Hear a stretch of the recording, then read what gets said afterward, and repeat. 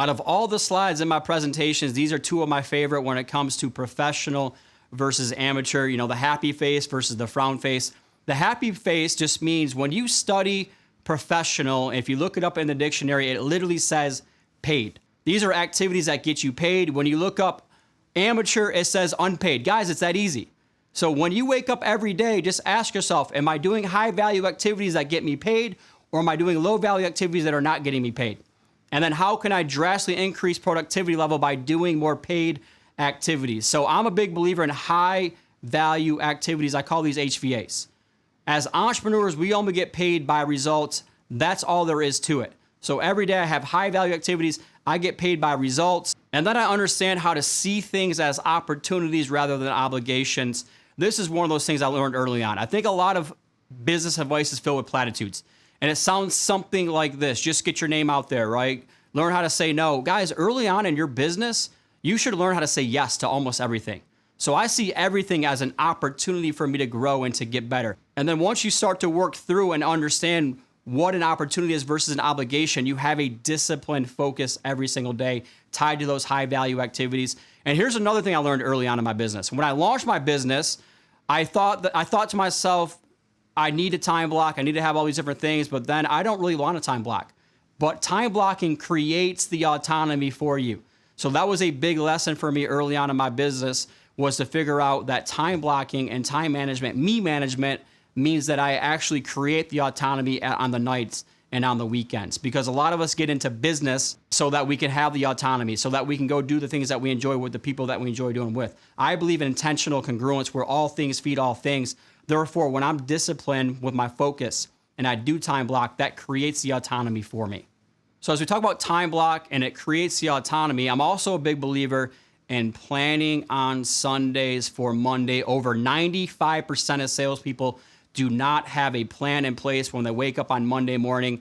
So if you really want to get ahead of people and if you really want to be a professional, carve out 15 to 30 minutes on the weekends to plan for your week, because that's going to help you accelerate your growth and get ahead of everyone else when it comes to the time block and the autonomy and the planning. And lastly is creating that sense of urgency, doing things when you don't feel like doing them. That's another big part when it comes to your professional activities, is when you don't feel like doing something, you don't put it off until later. You do it right now. And I will guarantee good things will happen if you really master these professional behaviors and habits and routines.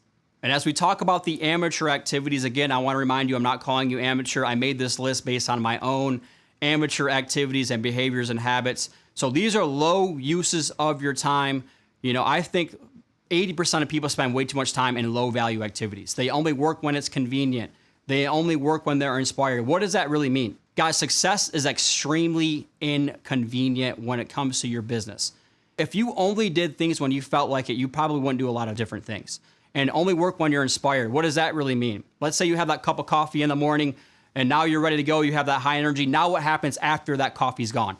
I'm a big believer inspirational things happen in inspirational places, but motivation has to grab hold most of the time for us every single day. If we only did things when we felt like doing them, we're going to be in a lot of trouble. So talk about doing things when it's only convenient for you and when it's only inspiring. Another one for me personally is overcoming call reluctance and only calling people when I feel like calling them. Instead of that, what do? I text them. Guys, I'm a millennial myself. Millennials love to text. We love Facebook. We love all that kind of stuff.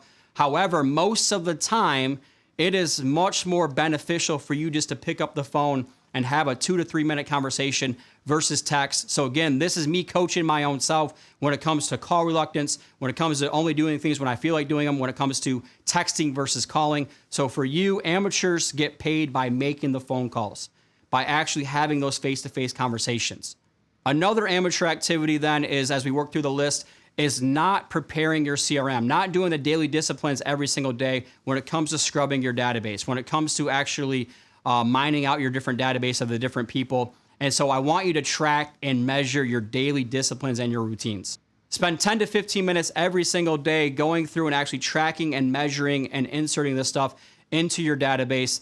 That way you can start to build your database up and have that artificial intelligence. And so whenever people tell me, hey, that takes a lot of time to go through my CRM and to input all that information, I ask them, how much time are you spending on mindless social media use? And most of them tell me a lot.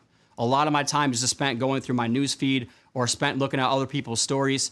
So this is where, again, you have to be disciplined. One of my biggest piece of advice when it comes to social media would be to actually build in lists into your Facebook.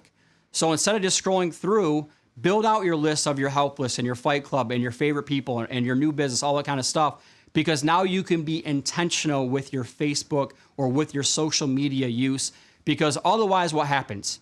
You click on something, catches your eye, you click on a link, next thing you know, you're watching a video for 15 minutes you don't need to be watching. Again, those are low value activities. So when we talk about professional versus amateur, guys, it comes down to self-discipline. You're either doing things that are getting you paid or you're not doing things that are not getting you paid. And so once we understand that now, good things are going to happen. So talking about social media and just click on a link here, a video there, now you get distracted. So people get emotionally distracted as well. What do I mean by that? In sales, it can be a roller coaster. So again, we're talking about when we only do things when we feel like doing it, sometimes we lose a deal. A call didn't go right. And so therefore we find creative reasons as to why we shouldn't be doing those activities. I call that creative avoidance. Most people in today's world are solopreneurs. That means you work from home or you work from a co-workspace, and therefore there are a lot of creative avoidances. It could be making your bed. It could be putting the dishes away. It could be doing the laundry. It could be water cooler talk. So you find creative ways to not do the things that are going to get you paid. So as we wrap up professional versus amateur, again, I've been through both sides of these guys. I have certain days where I wake up on fire and I'm so productive, and I lay my head down at night and I'm so proud of myself. And then I have other days where I'm easily distracted and I'm doing amateur activities. All right. Which way do you want it to go? I would much rather be a professional every single day versus an amateur. Again, progress over perfection. Start with one of these bad activities and cut them out, reduce them, eliminate them altogether.